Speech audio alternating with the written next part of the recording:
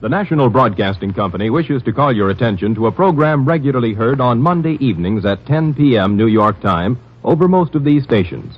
We invite you now to listen, evaluate, and perhaps become a fan of this regularly scheduled Monday night program. Here then, for your approval, is Night Beat.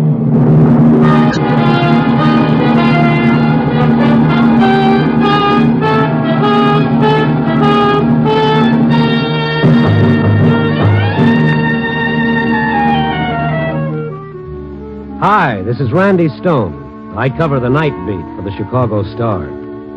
Stories start in many different ways. Tonight's story began when one man tried to destroy another with the strangest weapon of all, darkness.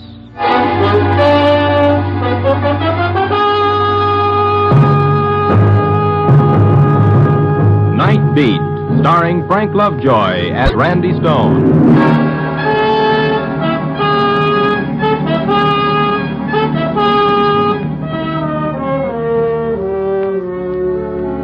When your job is to walk into the darkness and discover what makes a city tick, you pick up some mighty strange friends. The winos dreaming of a muscatel paradise in cold, dark doorways. The petty larceny boys with their fast deals. The painted little dames defying the world with their brassy laughter. The homeless and the hopeless. In the city, the night is for the lost. Sometimes you feel a hunger to be with someone of the everyday world, some nice, well-adjusted soul who's got a reason for waking up tomorrow morning. I guess that's why I dropped in to see Bessie Chatfield tonight. Bessie, a little gray-haired librarian who has charge of a small storefront library on Huron Street. No one around this time of night but Bessie and a young fellow in a gray raincoat alone at a reading table.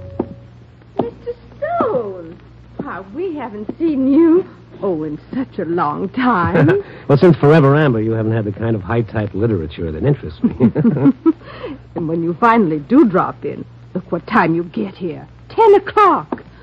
Right when I have to go over and start turning off the lights. Oh, I timed it that way so I could get you behind these bookcases away from that fellow at the reading desk. I'm afraid your timing is about 35 years off, Mr. Stone. Oh, these light switches, why do they always put them so high up? Aren't you going to tell that fellow it's time to go home? This is the way we tell them.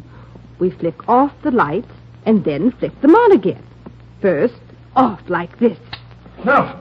Don't do that, no! What? Turn the lights on quick. Let me handle this. What's the idea of doing that, mister? Is that supposed to be smart or something? Oh, now take it easy, fella. Or Take did it he easy. pay you to do it? Is that the deal? You tell George Brewster that the game doesn't amuse me anymore. You tell him if he keeps it up, I'll kill him. I turned the lights out. It's closing time. What? Closing time? Oh. Yes, of course. What's wrong with you, buddy? Are you sick or Sick. something? Yeah, that's me. Sick. Only mine is a childhood disease. Childhood. Now, what in the world was that? Ever seen him before? He's come in a couple of times this week. Spent all his time reading some reference books at the table. Seemed to be such a nice, polite young man.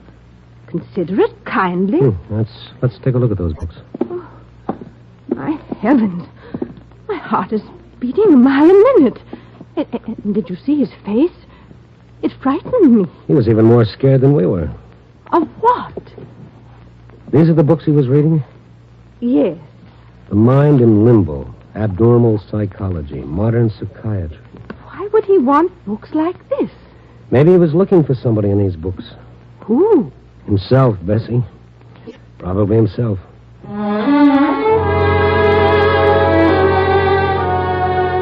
Bessie was pretty upset, so after she locked up for the night, I started walking her to the elevated station over on Lake Street. We'd walked a couple of blocks through the dark, empty streets when suddenly Bessie grabbed my arm. Mr. Stone. What? That man down the street, looking into that store window. That's him. Oh, yes, same gray raincoat, same lad. And look, Mr. Stone. What's that in his hand? It's a piece of pipe or something. He's breaking that store window. Yes, you wait right here, honey. Oh, be careful, Mr. Stone. Be careful.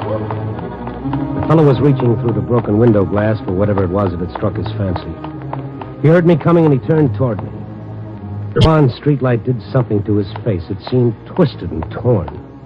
Blood was running down his hand where the glass had cut him. Then I saw what he'd taken from the window.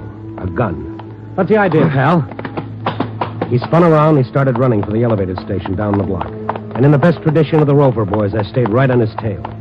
He turned back to see how I was doing and stumbled over a trash can near the curb. I caught up with him, grabbing his arm. Let go of me. Leave me alone. Let go of me. He slashed the gun across my face and began running again. I stopped long enough to take a quick inventory of my teeth. Up above, I heard the elevator train coming into the station. The young fellow had reached the station steps and was going up fast, trying to make that train. I reached for one of his legs. He turned and gave it to me right in the stomach.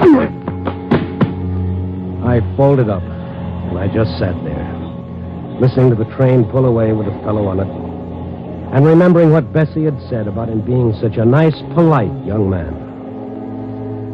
After a while, I began to feel somewhat human again. I notified the police what had happened, and they sent a squad car out.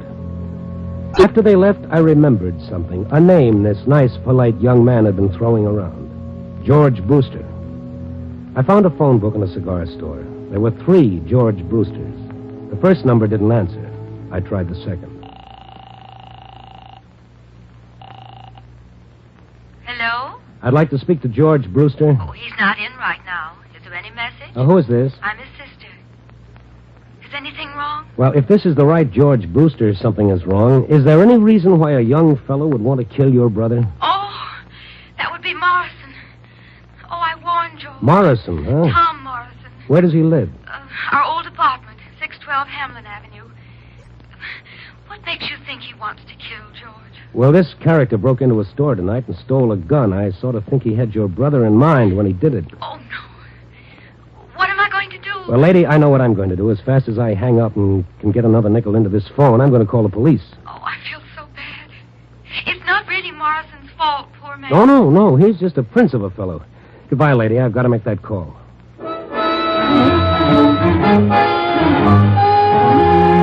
But then it turned out I didn't have a nickel. And on the way to the counter for change, I started wondering why the sister of the man he was going to kill felt sorry for Morrison. And why Bessie thought he was such a sweet character. And, well, the night was young. 612 Hamlin Avenue couldn't wait, and I could call the cops later. 612 North Hamlin Avenue was a second-floor flat on the north side. I got there a few minutes after 11. All the windows were lit up. I rang the bell and waited. I felt a little bead of sweat zigzagging down my face like it didn't have any place to go. Yes? Oh, it's you? No, let's not close the door just yet. In fact, let's push it open all the way. What do you want? My 2 front teeth and a few ribs. Get out of here. Now, look, pal, don't tempt me. Wait a minute. Now, look. I can't against my better judgment to listen to what you've got to say. If I leave now, the only place I'm going is the nearest police station. Police station. I guess maybe that would be the best. Otherwise, I don't know what's going to happen. Yes, I get it. I guess you better call the police, mister. What do you think you're doing? Calling my bluff? The phone's right behind you. Okay, buddy. You asked for it. You're sure this is the way you want it? Yeah, it's better this way. I'm at the end of my rope. I don't want to kill him. George Brewster? Yes, George Brewster. I know how it'll end if he doesn't stop. Stop what? You call the police, mister. You'd be doing me a favor. Since when have I got to do you favors? Why aren't you calling? I'm an Eagle Scout in good standing, and I haven't done my good deed for today. Well, you can't help me, whoever you are. Stone is the name. What makes you so sure that I can't? Thanks for even wanting to. After the bad time I gave you. Bad time? That's the understatement of the year. Well, I was panic-stricken. He's got me half crazy. What have you got to lose if you tell me about it? No. Okay. Oh, wait. I don't know. I'm like a drowning man grasping at straws. Look, maybe if you talk to Brewster, told him what he's doing to me, maybe then he'd leave me alone. Well, you never can tell, but I'd have to know what I'm talking about. Quite a story, mister. These lights. Look at them. Bright as the sun, aren't they? Lamps, overhead chandeliers. Just look at them. I'd hate to see your light bills. Well, like some men need drugs. That's how I need these lights. Come again? My sanity depends on it. On these lights? Yes. You see, it's a sickness. They've even got a name for it. Noctophobia, it's called. It's fear of darkness. Fear of darkness? But that's for kids. I'm sorry. Don't be. I quite agree. Kids. Or neurotic women. But in a man of my age, it's quite ridiculous. Only when the day starts drawing to a close. When the night starts crowding in. Have you been to doctors? Sure, I've been to doctors. They tell me I shouldn't feel too badly. Plenty of people with my trouble. Hangover from childhood. An illness like heart trouble is an illness. I'll take the heart trouble. Maybe you haven't gone to the right kind of doctor. Maybe psychiatry could help you. Nothing's going to help me. George Brewster's going to see to that. What about this Brewster? He's trying to destroy me. With the strangest weapon of all. The strangest weapon of all? Yes. His weapon is the night.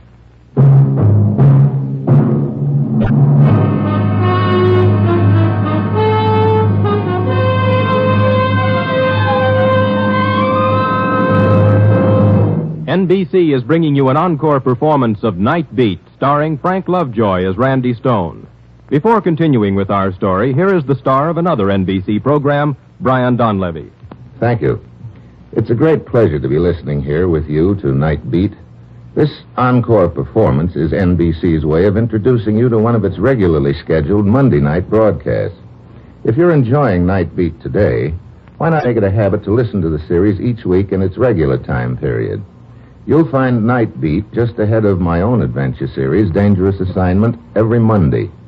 So, if you enjoy adventure and mystery, give a listen to Night Beat and Dangerous Assignment tomorrow night and every Monday night on most of these NBC stations. But now, let's listen again to Randy Stone.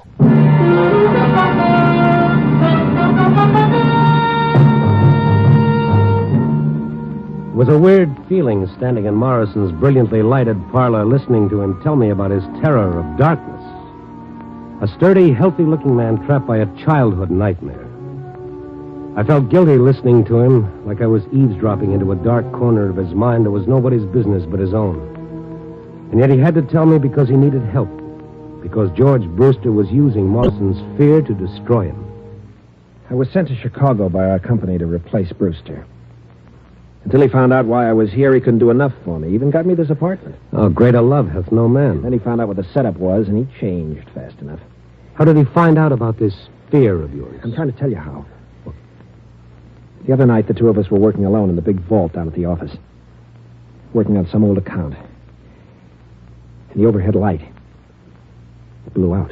Mm-hmm. Well, it was so sudden, I couldn't help myself. I tried to keep calm, but it's like something tearing me to pieces inside. I couldn't breathe. I couldn't. Finally, I had to run. So he found out about it? No, I wasn't sure. But it started him thinking. Yeah? The next afternoon, he came over to my desk. He was jovial, friendly, like he'd been in the beginning. Saying we'd been at each other's throats long enough. Inviting me to have dinner with him that night.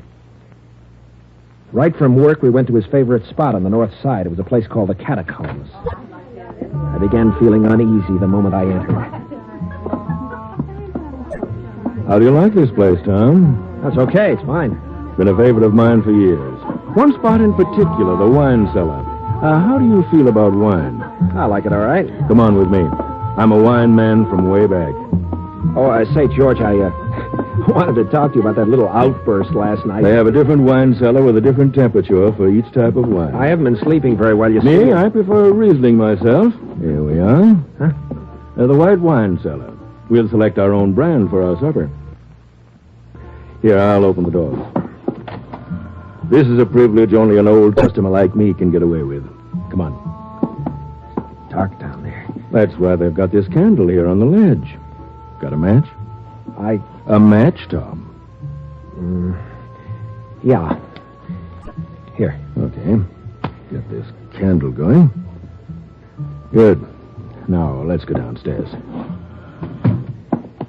George, you think we should do this on our own? Done it hundreds of times. Been coming here for the last 10 years. Now, let's go down these stairs. Yeah. Careful. I was explaining about last night. Candle casts funny shadows, doesn't it? Notice how cool it is? 20 feet below street level. Look, I want to talk to you about last night, George. I don't want any misunderstanding. Hmm? It's just that I've been working pretty hard. Look, to see... Tom, would it make you feel any better if you showed me you're not afraid of the dark? Okay. I'll blow out the candle. Just what are you trying to prove, Brewster? Nothing at all. It's your idea. Where are those matches I gave you? You gave me some matches? I must have lost them. It's not going to work, Brewster. I'm not insane, you know.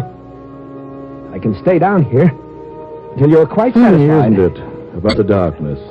The way it seems to close in on you. The way you start thinking you can't breathe. I can see how someone could... What's the matter? This is ridiculous. Something so suffocating about a dark room. Stop it. Stop it. Only the heavy, smothering blackness. Stop it. Where are you going, Tom? Anything wrong? Anything wrong? Anything wrong? Anything wrong? Anything wrong? I ran out of that cellar like a scared kid. That was a rotten thing for him to do. Like a kid playing Halloween jokes. He's fighting for his job, Stone. He's not so young anymore. He can't start all over again. So he'll do anything. Great. I'm sure he's told the people down at work. I'm sure they're all laughing at me behind my back. You don't know what that does to me. I can imagine. Today, I found a new desk lamp on my desk, courtesy of George Brewster. Every day, something like that. Did you ask him why he's doing it? He won't admit he's doing anything. Says it's all my imagination, that maybe I ought to see a doctor, or better still, maybe a change of climate would help. I'd leave town in a minute. Only my future's at stake, too. And before I let him drive me crazy, I'll kill him. Well, I'm going now. I'm going to talk to this bird. Where does he live? Out in the suburbs, Lake Forest. Lives with his sister. All right, I'll give you a ring as soon as I've seen him. I hope you can do some good, Mr. Stone. Yeah. Oh, say. I almost forgot something. What? That gun you made off with. Maybe if we're lucky, we can talk the store owner out of pressing charges. I'll try. It was a crazy thing to do. I was so desperate. Wouldn't have done you much good. When they put them in the window, they never loaded. I'll let you in on a secret. If I hadn't known that, I wouldn't have been such a hero coming here tonight. I'll let you in on a secret, Mrs. Stone. You can get bullets without a license. The gun's loaded now. Oh, great. Go and get it for me. All right. Guess I want to give it to you. It's in my bedroom. He started for the bedroom. It was almost like a comedy routine where, after the big build-up, the punchline comes out right on cue. The moment he entered the other room, every light in the house suddenly went out. What happened to the lights? Take it easy. Now, where's the fuse box? I don't know. I've never had occasion to use it. Besides, if it was the fuse, all the lights wouldn't go out. It wasn't you. Use your head. How could I do it? I'm getting out of here. The hall light's out, too. Stone. Maybe something went wrong with the central wiring. But why should it happen exactly now? Wait. Huh? The downstairs apartment. Their lights are on. If it was the wiring... All right. Let's ask them where the fuse box is. Yes? Oh, Mr. Morrison. My lights went out. It might be a fuse. Where are the fuse boxes for these apartments, do you know? Out in the back. I'll get a flashlight and show you. Here we are. The fuse box is right here below our meters. Whenever the people from the light company come out, they have a dickens of a time finding it. You hold the flashlight steady. Let me take a look. Wait a minute, Stone. Lower the flashlight just a little. Huh? It's not the fuse. Look at the master switch on my meter. And look at the one of Mrs. Graham's. Why, somebody pulled your switch down to off. Yes. Yes, someone surely did. Oh, here, let me push it up. There. And look upstairs. All your lights are on again. Probably some kids playing a joke. How do you suppose the rascals ever found it? It's so well hidden. Well, I have a theory all kids come equipped with special radar for finding things like this. Mrs. Graham, tell this gentleman who used to live in my apartment before I did. Why? Tell him. Why, you know. Even got the apartment for you. Your friend, Mr. Brewster. But what is Tom, that doesn't prove he did it. For me, it does, Stone. For me, it does.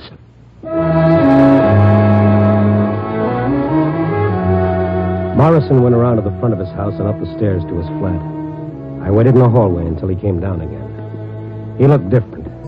His face was hard and set. His eyes were like chunks of glass punched into the flesh. What are you waiting for, Stone? Well, when we were so rudely interrupted, you were going for the gun. I've got it now. Oh, yeah. Well, hand it over and I'll bring it back. No, thanks. Where are you going and what are you going to do? I'm fighting for my sanity and my life. He's never going to do this to me again. Never. I can't let you do that. You're going to have to. The minute you leave here, I'm going to call every cop in the book. Yes, that's what you do, isn't it? Yeah. And I'd better give you the gun.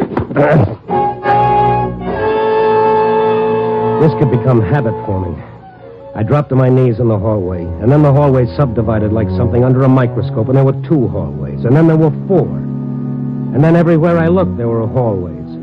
Morrison tried to push me aside to get by me, only it was a whole circle of Morrisons. I grabbed at his legs to hold him back. It was like grabbing at a centipede. And then all the Morrisons in all the hallways brought all their guns down on my one poor head. And that was it, brothers and sisters, that was it. Feeling better, Mr. Stone? Oh, if I felt any better, I'd call the embalmer. Oh, what a business. I heard a commotion, and I came out, and you were lying here. Is this a head or a cantaloupe? Oh. How did it happen, and where's Mr. Morrison? Oh, Morrison, yeah. How long ago did you hear this commotion? Just a couple of minutes ago. Oh, you came out of it real fast. Yeah, unironed Constitution. Have you got a phone? Yes, but don't you think you're better... Come on, lady, grab my head, put it back on nice and neat, and let's get to that phone.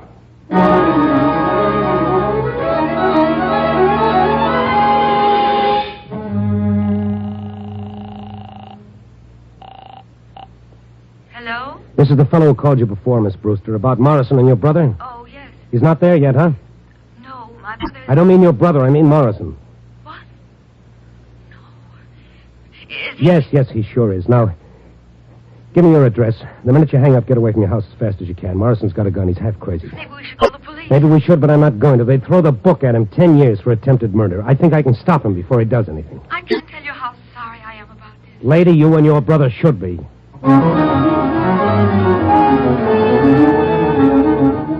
The cab got me out to their Lake Forest house in less than 20 minutes. The house was on a hill, and a flagstone path wound round and round for a city block until it reached the front porch. As I ran up the walk, my head started rattling like a handful of pennies in a tin cup. I felt weak and tired. All the time I tried not to think about what I might find when I reached the house. And now I was at the end of the path, walking toward the front porch. A nerve deep in my throat started jangling like a burglar alarm. The house was in darkness. And Morrison was standing beneath a little porch light, his gun pointed right at me. You won't quit, will you, Stone? What have you done with him, Tom? He hasn't done anything with him yet, Mr. Stone. Huh? Who? I'm sitting over here at the end of the porch. I'm George's sister. Oh. I didn't see you in the dark. Why didn't you get away like I told you? I won't hurt her. It's him. He'll be coming along soon. George would never have done what he did. I begged him not to. To take advantage of a man's weakness. Well, Mr. Brewster is coming home. What? His car is stopping at the bottom of the hill. Now he's starting the long climb. Morrison, listen You to just me. sit there, the both of you. And I must insist that you be very quiet. Please listen to me. Please. Please. Keep coming up that path, Brewster. It's a long, long way. You must listen to me. Morrison, You don't know waiting near what the you're porch doing. light, the gun in his hand. George hurt you. We shouldn't have done Far that. below the small figure What of you're George doing is Brewster, so making the much long, worse. slow climb. You're going to kill George because he found out about your fear. But don't you see? George is afraid, too. Of being 53. Brewster Of seeing had his stopped at the whole first life landing going to down catch the his drain. breath. That's Now he why was climbing up the hurt you. path again. His back was to Maybe the wall. 100 steps from He his was death. fighting for his life, I just as you found were myself fighting for counting the yours. steps. Closer. Why are you Closer. afraid of the dark, Mr. Morrison? Don't you see? If you weren't afraid, George couldn't hurt you anymore. Please, listen to me. Keep your voice down. If you try to warn him, you both die, too. Keep coming, Brewster. What is there to yes, fear he kept about coming. the darkness? No more than The 70 darkness steps is nothing now. in itself. All it does The is girl's hide the voice world's going ugliness on for a and little on. while. And Brewster getting closer. If you Less believe than in 50 God, steps now. if you believe in your 30 own steps. soul, how can you fear the night? 25. What is there in the darkness that can hurt you? There's such peace in the darkness.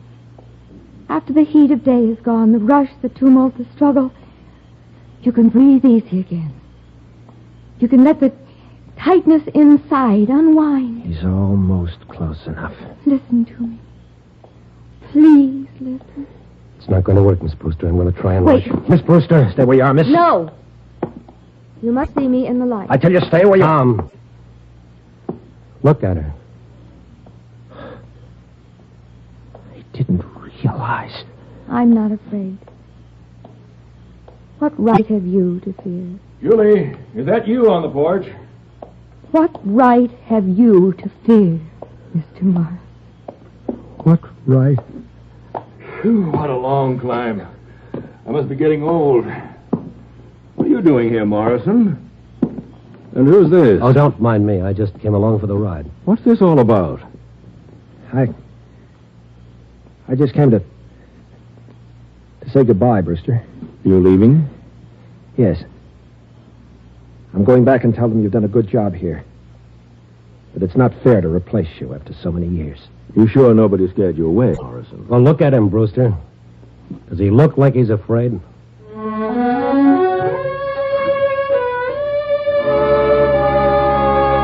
I don't know if Julie cured Morrison of his fear of darkness. Cure is a pretty strong word. But maybe she helped. I kind of think so. I do know this. It's going to be mighty hard for Tom to fear the darkness knowing Julie is not afraid. But neither Tom nor I will ever forget what we saw as that porch light lit up her face. Julie Brewster, who did not fear the darkness, was blind.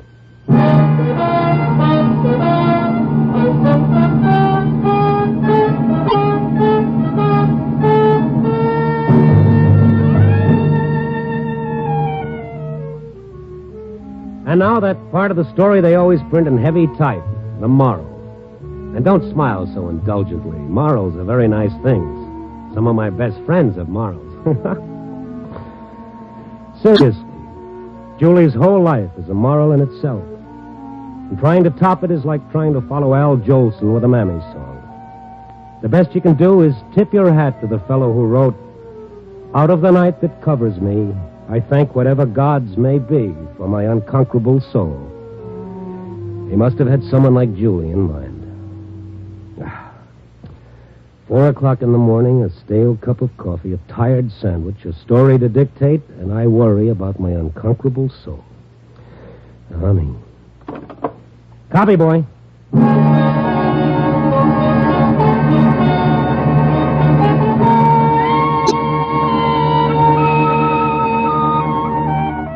Night Beat, the new dramatic series, stars Frank Lovejoy as Randy Stone. Night Beat is written by Larry Marcus and directed by Warren Lewis. Music by Frank Worth. David Ellis played Tom, Lorene Tuttle was Ruth.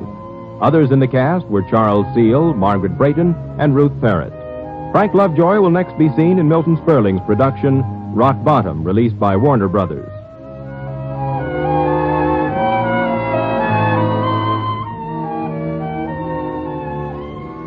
NBC has presented for your approval a special edition of Night Beat to acquaint you with this regularly scheduled Monday evening program. If you have enjoyed this repeat broadcast, join the millions of listeners who each Monday tune for adventure and mystery on the regular Night Beat series. Listen then tomorrow night, when again you will hear Frank Lovejoy as Randy Stone in another great action-packed story on Night Beat.